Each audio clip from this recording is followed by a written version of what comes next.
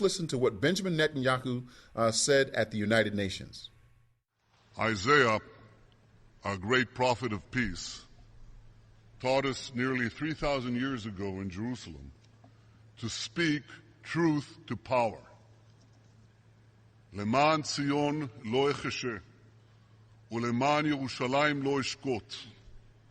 עד יצא כנוגה צדקה, וישועתה כלפיד יבער. For the sake of Zion, I will not be silent. For the sake of Jerusalem, I will not be still. Until her justice shines bright, and her salvation glows like a flaming torch.